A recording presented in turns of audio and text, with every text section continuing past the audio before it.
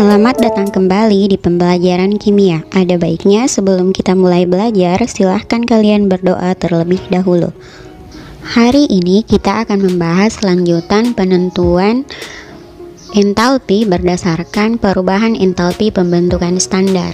Nah, perubahan entalpi pembentukan standar sendiri adalah besarnya perubahan entalpi dari 1 mol senyawa dari elemen-elemennya dalam keadaan standar.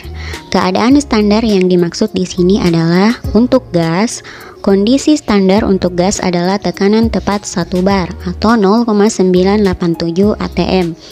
Untuk substansi pada sebuah larutan, konsentrasinya harus tepat 1 molar dan pada tekanan 1 bar.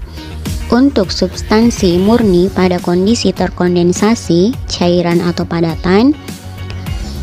atau padatannya harus pada tekanan 1 bar. Dan untuk elemen kimia dalam bentuk ketika elemen tersebut paling stabil harus pada tekanan 1 bar dan suhu spesifik, misalnya pada suhu 25 derajat Celcius atau 298,15 Kelvin.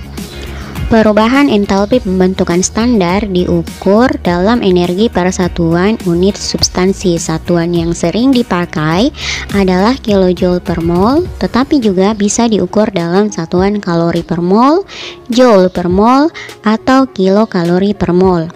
Semua elemen kimia dalam keadaan standar mempunyai entalpi pembentukan standar 0 karena tidak ada perubahan energi pada pembentukannya. Perubahan entalpi reaksi dapat dihitung dari entalpi pembentukan reaktan dan produknya. Ingat, elemen-elemen pada kondisi standar tidak disertakan dalam perhitungan entalpi karena pada keadaan standar entalpinya sama dengan 0. Nah, agar lebih memahami perubahan entalpi standar, mari kita bahas contoh soal berikut.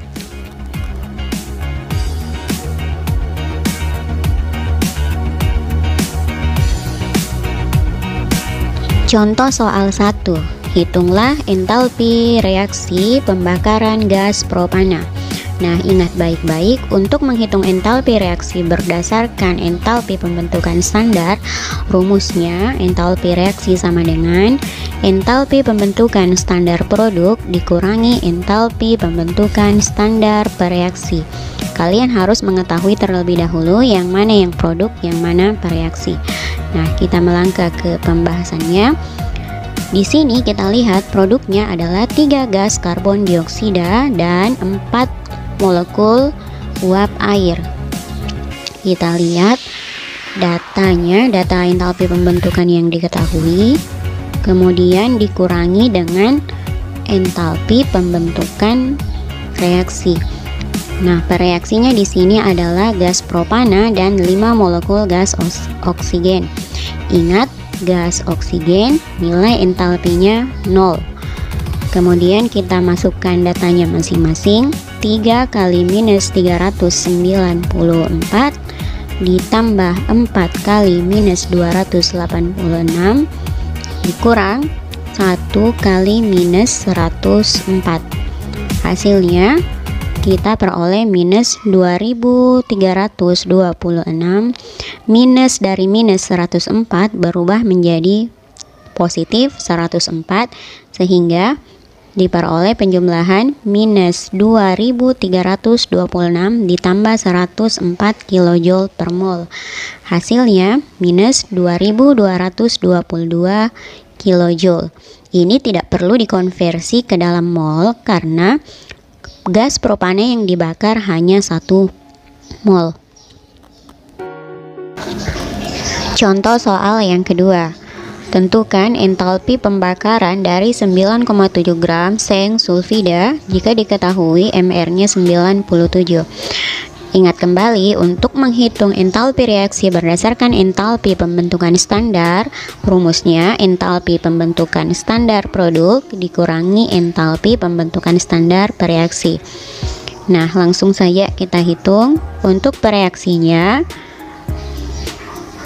adalah seng 2 sulfida dan 3 molekul gas oksigen. Ingat, molekul gas oksigen di sini entalpinya sama dengan 0. Kemudian untuk produknya seng 2 oksida dan sulfur dioksida. Nah, kita kurangkan entalpi pembentukan produk dikurangi entalpi pembentukan reaksinya. Dari hasil perhitungan diperoleh minus 883 kJ. Entalpi ini berlaku untuk 2 mol seng sulfida. Nah, ingat, entalpi pembentukan reaksi pada keadaan standar harus dalam 1 mol, sehingga entalpi reaksinya harus dibagi dengan 2. Sedangkan untuk mencari mol seng sulfida, kita gunakan rumus gram per mr. Di soal diketahui gramnya atau masanya 9,7 gram dan mr-nya 97. Jadi 883 per 2 mol dikali 9,7 gram per 97. Hasilnya minus 44,2 kJ per mol. Nah, itulah pembahasan kita tentang menghitung entalpi berdasarkan entalpi pembentukan. Agar kalian lebih memahami materi ini, silahkan kerjakan latihan berikut. Sampai jumpa di pertemuan selanjutnya.